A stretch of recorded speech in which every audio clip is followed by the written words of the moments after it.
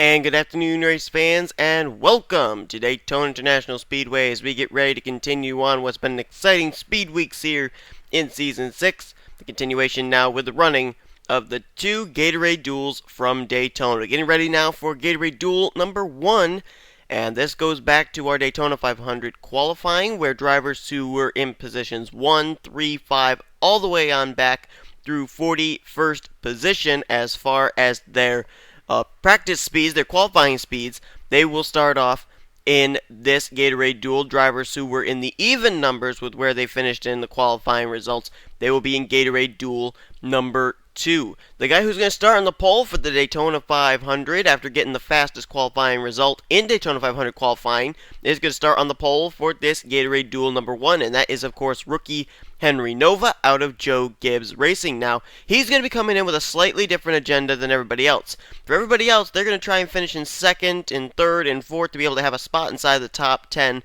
for the Daytona 500. For Henry Nova, yes, he can go up there, he can try battling and get another victory here, and get a victory in the Gatorade Duels. Won't really matter, won't count towards him starting anywhere different. He would still start on the pole, but basically what his goal today is going to be is to try and survive. If he ends up getting involved in a wreck here, if any of these drivers get involved in wrecks here during this during this Gatorade Duel session, they're going to have to go to backup cars at the rear of the field for the Daytona 500, which a lot of drivers do not want to do, especially with the fact that they're used to these cars. They ran them in qualifying. Some of these guys ran these cars in the Sprint Unlimited, so they know what these cars are like. The last thing they want to do is have to bring out a totally different car that they know absolutely nothing about and have to try and relearn, retweak the race car to the way they want it by the time the Daytona 500 rolls around. So for Henry Nova, basically it's going to be just the goal of survive today.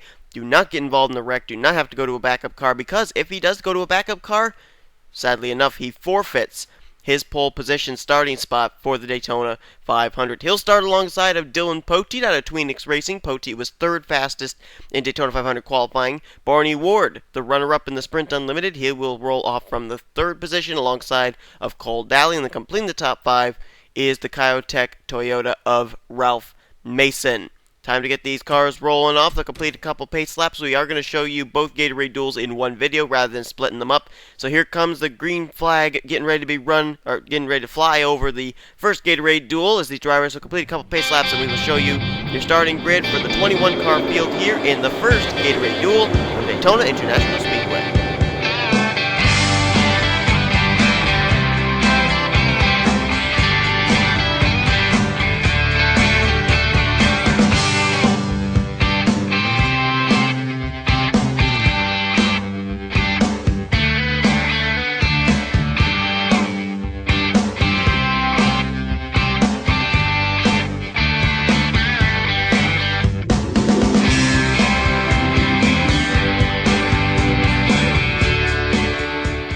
In the Snickers Cup Series, there are only a total of 8 rookies who will be contending for Rookie of the Year, and for Henry Nova to be able to clinch himself a spot on the pole for the Daytona 500 could be spelling out a message for the rest of the rookie competitors.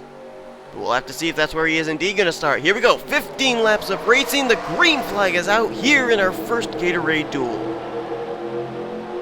Now keep in mind, if Henry Nova ends up winning this Gatorade Duel, then that would mean that the driver who finishes second in this Gatorade Duel is going to start in the third position in the Daytona 500. If somebody besides Henry Nova wins this race, then they automatically will start in the third position in the Daytona 500. And also keep in mind that if Henry Nova does wreck, does go to a backup car, the driver who wins this Gatorade Duel would start third, the whole inside line would move up one spot, and the person who would win this Gatorade Duel would start on the pole for the Daytona 500 by default. So a lot on the line here depending on what goes on with that 18 car, as Danny Wells now going to go down to the inside line. He'll try and take the lead. You're going to see these drivers swapping the lead around quite a bit today.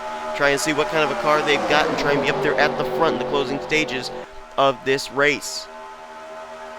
Richard Johnson now going to stick it down to the inside line. He's going to go to the front in that 11 car. Right behind him, another Toyota in Noah Hart. Then you got Derek Reed back there and also John Radigan, one of those rookies I was talking about. Trying to look, see who the rookies are we have in this field. Henry Nova is one of them. There's Noah Hart. He is one. John Radigan as well, and I believe there's another rookie back there. Oh yes, there is, the 16 of Alan Tanker. As Noah Hart now is going to take the lead off of turn number 4. Derek Reed right directly behind. Now Derek Reed does have a teammate in the, well wait a minute, no I don't think he does. No, he doesn't have a teammate in this field. So Derek Reed going to have to do it all alone. Oh boy, look out, easy, easy. Oh, they're 4 wide. Oh, we know what happens here when they go 4 wide. Tanker's bouncing off of Radigan. Derek Reed stuck there. Somebody please just back out. Somebody just back out. They're still 4 wide. Noah Hart, Derek Reed, Radigan, Tanker for the lead. This is not going to end well. Oh, they're bouncing off each other. Oh, they just literally lodged onto each other, did Radigan and Derek Reed, and they're still keeping it together. Oh, no, no. Teammates almost making contact. The 39 and the 14. There they go into the wall, and there they go. I knew it was going to happen. Galligan is spun to the infield. William Duncan, Cole Daly. Tryfon Reed's gotten a piece of it as well in the 13, and everybody else scatters. Did we seriously just get away with that? Oh, Jake Cole, he's still at the scene of the accident. But I think Jake Cole was the only one left there. That was rather interesting. And Alan Tanker is going to be the leader right now under the caution flag. There is what Jake Cole's machine looks like. I thought that Tryfon Reed sustained a lot more damage than he did right there, but he got through that pretty well. William Duncan's got a little bit of damage. I think Poteet got through it relatively clean. I think he had to slow down, but I think he got through it okay. Oh, look out. Oh, what's going on up here? Oh, Hayden Klein just ran into the back of somebody. Galligan's got a little bit of damage now, too, on the front of his car. I think it was Barney Ward who Hayden Klein just rear-ended. Another thing we've seen here at Daytona, these drivers do not seem to know that they have to slow down under the cautions. They've been briefed about this in the drivers' meetings. It's not something new. As Alan Tanker is going to be the leader under the caution flag. Look at the Ford parade. Tanker, Buckeye, and then Dougie Shears. Then Mary Cole is in the 4th position, and Derek Reed, who was in 5th, now is peeling off onto pit road as he was involved in this wreck.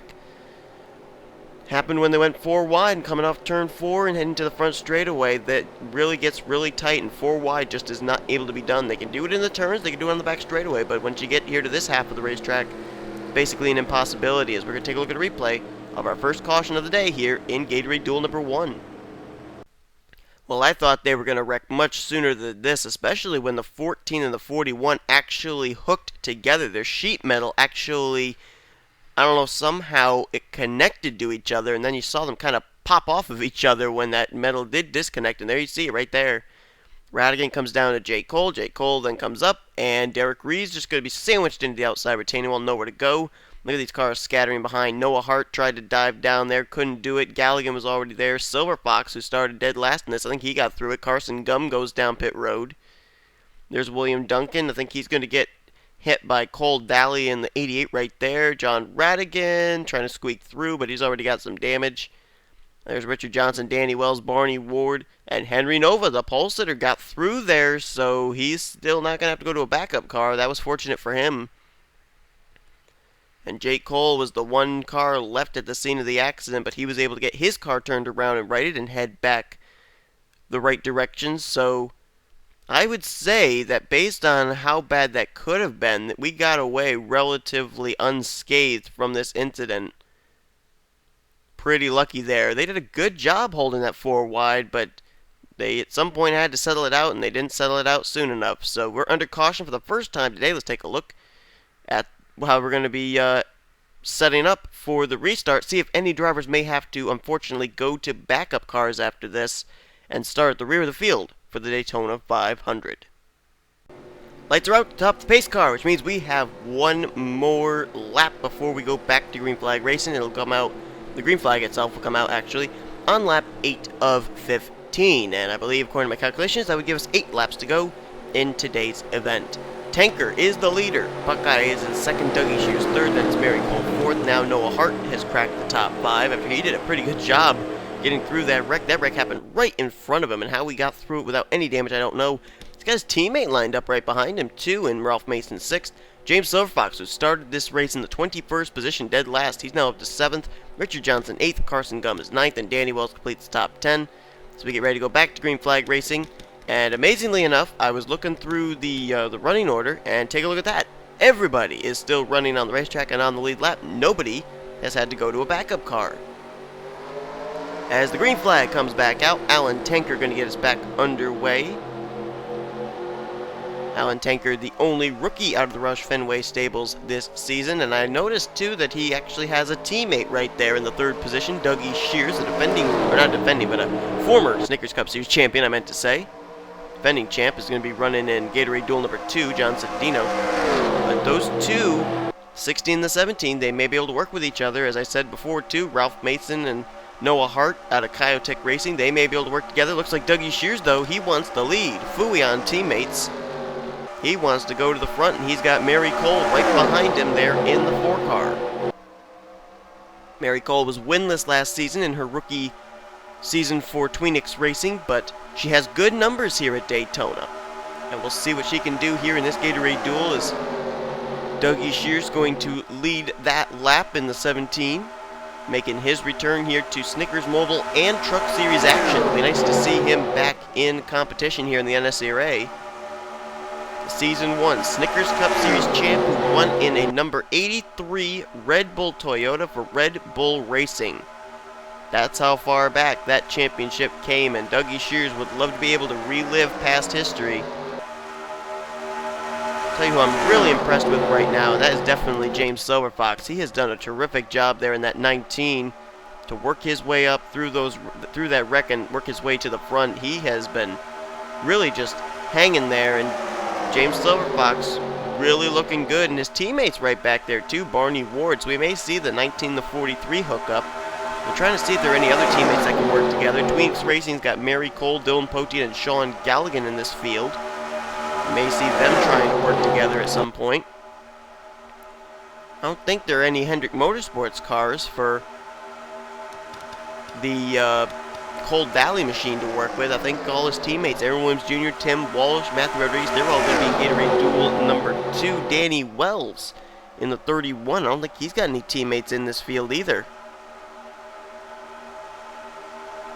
I do see 2 teammates back there that could work together, though. The 18 and the 11 out of Joe Gibbs Racing, Richard Johnson, and the Daytona 500 pole sitter, Henry Nova. It's another driver I've been really impressed with right now. That's 2 Roush Fenway cars. They're going to work together now. Alan Tanker going to move Mary Cole out of the way, and now Roush Fenway runs 1-2 with Dougie Shears and Alan Tanker. But how about Henry Nova? He's doing a great job. As we said, his strategy today, just stay out of trouble, keep clear of the wrecks, and not have to go to a backup car, and he's doing a good job staying up in this lead pack and definitely keeping himself out of trouble. Another driver there we haven't really talked about that's actually having a pretty good run, that's Carson Gum in the 56, who, if I remember, actually started at the rear of the field as well, back around where James Silverfox did, and Carson's having a really good run here in his rookie debut. Michael Waltrip Racing did not exactly have an ideal season last season. They did have 2 victories, which came courtesy of Tim Walsh in that 56 ride, so we'll have to see if Carson Gum can work some Napa know-how magic pretty soon, as they're going to go 3 wide for the lead. Dylan Poteet is finally going to go back to the front. Poteet, we haven't talked about him all day, and he's just kind of been laying back there. We know he ended up doing a pretty good job, a yeoman's job, getting through that first wreck, our only wreck of the day, and hopefully I haven't jinxed it. But Dylan Poteet now going to lead Jeffrey Buckeye there in second. I'm expecting a lot from Buckeye actually there in that 12 car, because last season when he made his debut for Penske Racing, he really put together some really good runs. And we know that the 22 is fast this season with Kyle Sosnoski behind the wheel, but Buckeye, out of everybody there at the Penske Germain Racing, probably he and Dylan Young have the most experience, and I'm expecting to see the Blue Deuce and the 12 really show something this season. And right now, Jeffrey Buckeye is showing us something. He's showing us he can go to the front, as he will go to the lead. And we're nearing 2 laps to go here too, because these drivers are starting to feel the pressure of knowing that a third place starting position is on the line. I don't think Henry Nova is going to be starting at the rear of the field and forfeiting his pole position. He's just keeping himself right there at the tail end of this lead pack, but out of trouble. So we're going to have 1.5 laps to go when they hit the backstretch here. Jeffrey Buckeye, the leader. Here come a few more players into the picture, though. Mary Cole is there. Dougie Shears is there. Richard Johnson. Alan Tanker back to the front. And Henry Nova could say something in this all, too. Oh, wait a minute. Oh, no. No, Mary, get behind Buckeye. Mary, don't you dare go 4 wide. They're 4 wide. Oh, my goodness.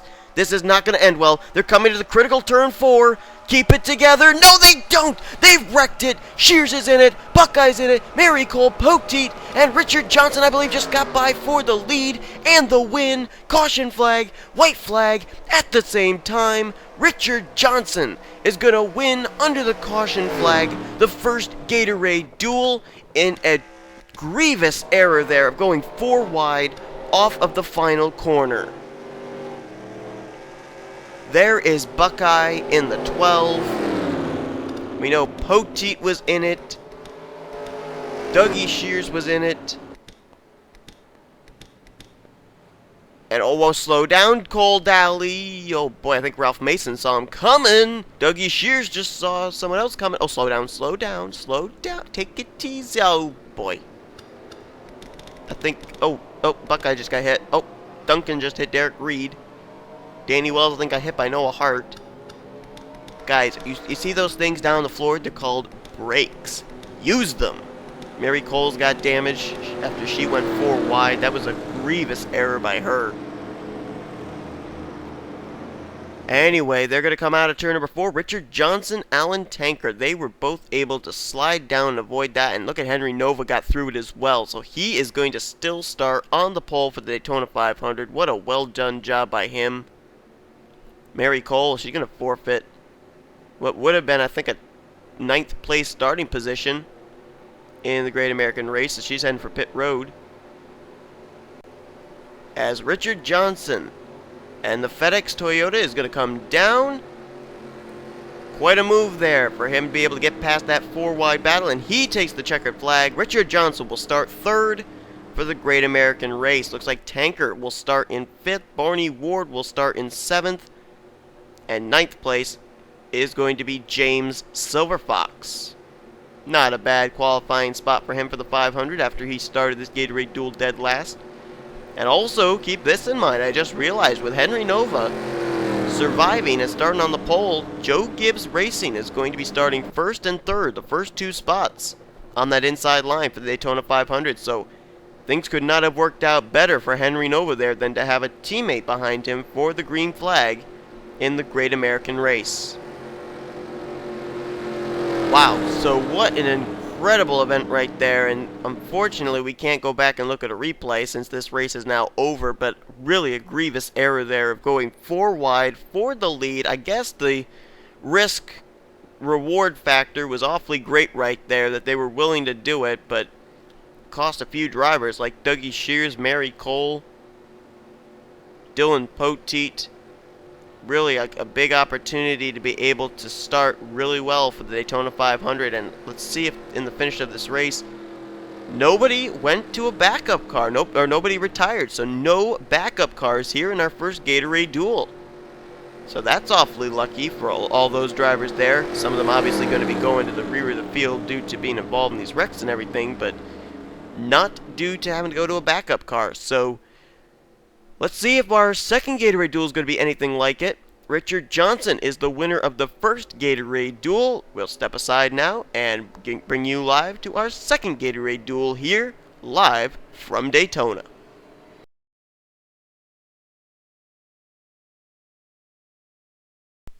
And welcome back, everybody, after that little short break there, as we get ready for Gatorade Duel number 2 now, with the drivers that qualified in either positions 2, 4, 6, 8, 10, on back through there, all the even-numbered drivers from Daytona 500 qualifying.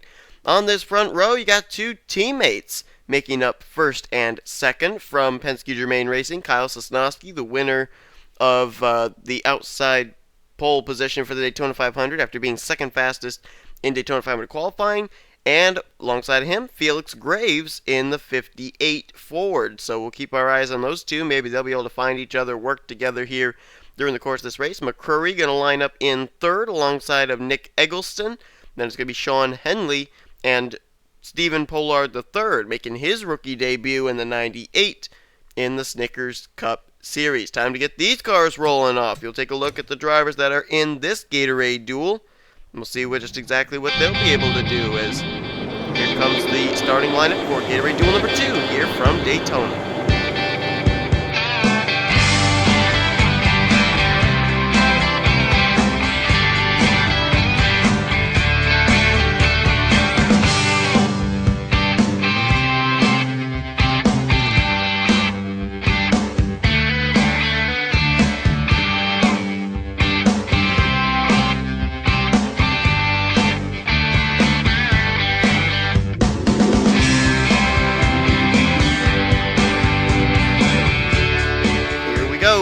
As we said before in Gatorade Duel number 1, for Henry Nova, he had to survive in order to keep his pole position for the 500. He succeeded.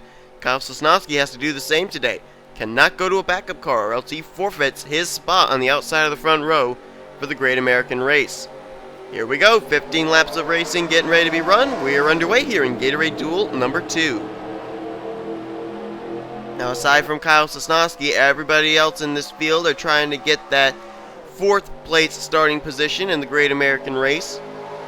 We already know that so far, provided Sosnoski does not have to go to a backup car, the first 3 positions for the Daytona 500 are going to be Henry Nova on the pole, Sosnoski second, and Richard Johnson, our winner from that first Gatorade Duel, in 3rd place. Question is, though, who's going to start 4th, possibly behind Kyle Sosnoski? As look at Sean Henley there for Tweenix Racing. He's going to dive down to the bottom. Henley was winless last season. He was one of the few drivers that was there battling for the championship at St. Joltis, but he had no victories. And Henley ended up going 2 for 3 during Speed Weeks last season, where he won both the Bud Shootout at that point and his Gatorade Duels. So we'll see if maybe he can work a little bit of Daytona magic here again, as here comes Matthew Rodriguez, but Madison Sieber going to stick him in the middle. She's going to go to the inside 3 wide, along with the defending champ, John Cittadino there in the 42, who set a precedent that I'm not even sure he himself can break this season. 6 Snickers Cup Series victories in his rookie season in Season 5. There's Dylan Young, Blue Deuce out of Penske Germain Racing. Quite a few Penske Germain Racing cars in this field, with Felix Graves, Kyle Sosnoski, and Dylan Young. And here comes the Michael Waltrip Racing car of Austin LaPlante down on the bottom. LaPlante finally back in the NNSCRA. I believe he was last in the Snickers Cup Series in Season 3, if I recall correctly. No, actually, no, it was Season 4. He ended up driving the 38, and his sister Ashley LaPlante drove the 37 for Front Row Motorsports. And here comes the latest addition to Hendrick Motorsports, Tim Walsh in the 5. He's bringing Trent Dunham along with him. Tim Walsh actually looking to his right and seeing a ride that he drove for 2 seasons. Actually made the chase for 2 seasons. And oh boy, oh my goodness, there was nearly a bit of contact between two pair of drivers there. The 9 car of Drew Austin nearly got into Tim Walsh coming off of 4, and Trent Dunham nearly turned Austin LaPlante. And here comes the guy who was fastest in Bud Shootout practice, or what we call now Sprint Unlimited practice, Aaron Williams Jr. Now little interesting thing here, I'm not sure if it was Gatorade Duel 2 or 1 last season, but Kyle Sosnoski's in this field, and you can bet Aaron Williams Jr. knows that. Those two were teammates out of Hendrick Motorsports last season, and Aaron Williams Jr. was leading on the final lap, got turned by his teammate Kyle Sosnoski, had to go to a backup car, and you can bet Aaron Williams Jr. has not forgotten that. Oh, Henley gets turned around in the back there, right in front of Cittadino and Kyle Sosnoski. The caution flag's going to come out. I'm not even sure how that contact even started. All of a sudden I saw the 25 completely sideways, exiting turn number 4, and they brought that caution flag out before they hit the stripe, so that pace car's got to hurry to pick up the leader, Aaron Williams Jr. Stephen Pollard III is in second. Not sure who's third between Charles Jackson and Michael Norman, and I think Emilio Navarrete got 5th position at the line. There is Sean Henley. That's the second time we've seen a Tweenix racing machine go for what apparently looks like a single car spin. Dylan Poteet ended up doing it in the Sprint Unlimited off of turn number 2. There's John Cittadino and Kyle Sosnoski. No visible damage to them, but I think they did get little pieces of the Viagra Chevrolets. We're going to take a look back at a replay. Aaron Williams Jr. is currently the leader under the caution as we are 5 laps into today's event. See if we can find out how this started. Boy, I don't know if they were quite 4 wide or something, but Henley got really tight coming off the corner. Came up off of the nose of Sosnoski. Some contacts made with Dylan Young. He goes up, gets the wall, and look at John Cittadino. Oh, yeah. Left front really made some contact there with Sean Henley's Chevrolet. So the defending champ, who's not exactly had the ideal best speed week so far, he gets involved in another incident here as Henley goes spinning around. Fortunately, that car turned the correct direction when it spun. He was able to mash the throttle, continue on, and we didn't have a huge wreck here in our second Gatorade Duel. Now the question is, though, just how extensive is the damage to Henley and John Cittadino? Is it enough to send them behind the wall, or would they be able to continue? It's all a question of whether they're going to have to go to backup cars or not, and we're going to find out the answer to that in just a moment as we go back to live action. Getting ready to go back under the green flag on lap 9 of 16. That should give us a total of 7 to go here today in our second Gatorade Duel. As you take a look here at the end of the leaderboard, Cittadino, Kyle Sosnoski, even Dylan Young and Sean Henley all have been able to stay out. So they are not yet in backup cars, which means they will not start at the rear of the field for the Daytona 500, at least not yet. Aaron Williams Jr. is the leader. Stephen Pollard III is currently the highest running rookie in second. Third place, Michael Norman. Fourth is Charles Jackson. And fifth will be James McLeod, who is actually the defending race winner of the Daytona 500. So he's looking for a good qualifying position. Trent Dunham runs currently in 6th. Emilio Navarrete is in 7th. 8th, Drew Austin. 9th is Felix Graves. And completing the top 10 is Joshua Michaels. And it's going to be Tim Walsh, Adam Chambers, Nick Eggleston, Austin LaPlante, and Anthony McCurry, the top 15. Then the top 21 are Dylan Young, Madison Seaver, Kyle Sosnoski, Matthew Rodriguez, John Cittadino, and Sean Henley. It's a nice look at the pace car there. Don't really know why I showed it to you, but there you go. As Aaron Williams Jr. got himself a nice jump there, but normally that's not a good thing here at Daytona. Normally you jump out to a huge lead like that, you're what's called the proverbial sitting duck. As soon as that draft comes sucking right up to you, they blow on by you like you're basically standing still.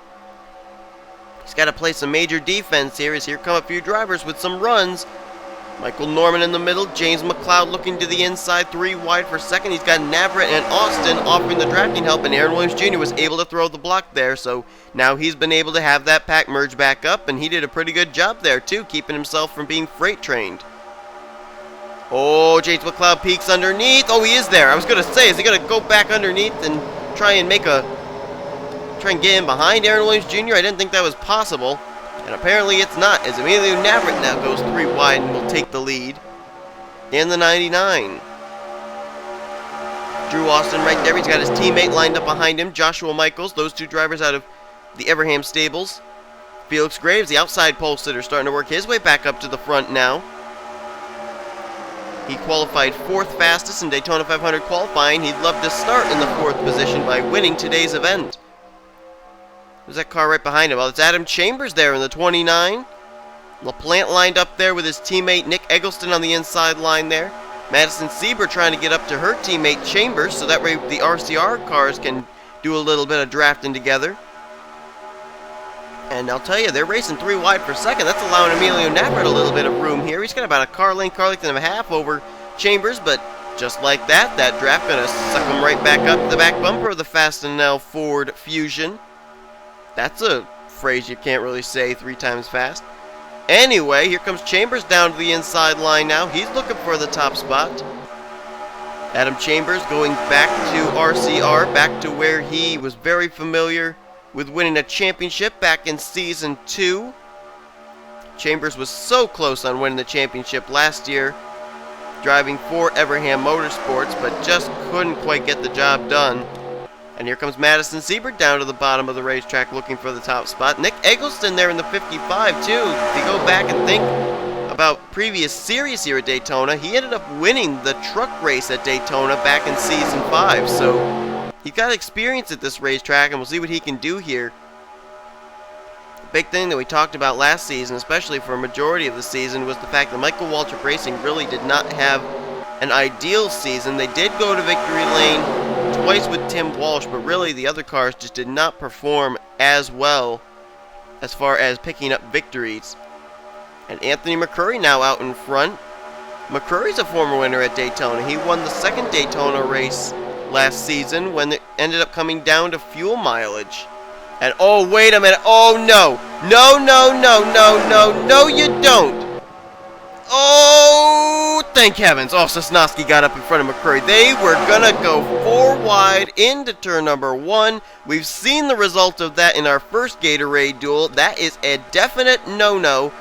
And look at Dylan Young. We saw him get sandwiched up into the outside retaining wall after Sean Henley spun that one time. And he's now up here going for the lead. Look at Henley. Henley underspin out. He's there third in that inside line. What a recovery for both those drivers. Coming to 2 to go. Here comes Tim Walsh to the bottom, representing in his first season for Hendrick Motorsports. Could he win this thing? Could Henley, after spinning out off turn 4, could he end up winning this thing? We are about to find out. We just gotta hope and pray they don't go 4 wide like they did in the first Gatorade Duel. They did it with 2 to go, which handed over the win and the 3rd place starting position in the 500 to Richard Johnson. Here comes Stephen Pollard the 3rd, looking to the inside of Henley, but look at Michael Norman with Aaron Williams Jr. on that inside line. They've got a big run coming out of turn 4. Tim Walsh, he's the leader. Will Aaron Williams Jr. move Michael Norman out of line to help his Hendrick Motorsports teammate? Here he comes, looking to the bottom, but Michael Norman throws the block. White flag in the air. It's Walsh, Norman, Aaron Williams Jr. That's the top 3. Norman peeks to the inside line. The single car race team out of Michael Norman Motorsports going for the lead. Aaron Williams Jr. jumps to the high side to help his teammate. Here comes Everham Motorsports. Michaels, Austin, they're on that inside line. The 2 Dodges working their way to the lead. Here we go though. Tim Walsh all over the back bumper of Norman. Michaels trying to get to the inside of Tim Walsh for second. He is there, but here comes Austin. Big drafting help. Charles Jackson, Chase McLeod helping. Out of turn 4 for the final time. Will Drew Austin make any move on Michael Norman? Will he peek to the inside? Here he comes, diving it down. Jackson comes with him. Drag race to the line. Michael Norman on the outside line just barely hangs on. And Michael Norman in the Michael Norman Motorsports Chevy will start 4th for the Daytona 500. What a win there. What a proving ground race for that number 3 team of Michael Norman Motorsports to be able to win today here in Gatorade Duel number 2, and they will get a prime starting position in the Daytona 500. Incredible. Take a look at your top 10. Drew Austin, he's going to start in the 6th position in the 500, and Charles Jackson is going to start in the 6th, or is it 6th or is it 8th? 8th place is where Charles Jackson will start, and this is actually something I just realized. All 3 of the Joe Gibbs Racing Toyotas will start inside the top 10 for the Daytona 500. Henry Nova will start on the pole, Richard Johnson 3rd, and Charles Jackson in 8th place. The defending Daytona 500 winner, James McLeod, will roll off from the 10th position in this season's Daytona 500, and Sosnoski did survive. He finished 19th, but he will start on the outside of the front row for the Daytona 500. Everybody ended up surviving this race. Don't look like anybody retired. So everybody is going to continue wherever they finished in the Daytona 500. No backup cars are going to have to be rolled off of the haulers. But congratulations to Michael Norman on his win here today. We now know the first two rows are definitely going to be on the pole, Henry Nova, Kyle Sosnoski in second, Richard Johnson third, and Michael Norman in the fourth position, based on Daytona 500 qualifying and today's Gatorade Duels. Well, folks, hope you enjoyed these Gatorade Duels live from Daytona. We are now ready to set the stage for points racing here at Daytona. We'll have truck and mobile and Cup Series races coming your way, and then cap it all off with the running of the Daytona 500 here at Daytona International Speedway. Please give this video a like if you enjoyed today's race. Subscribe to become part of the crew today. We'll see you guys next time here live from Daytona on the NNSCRA Sports Channel. Offline racing at its best.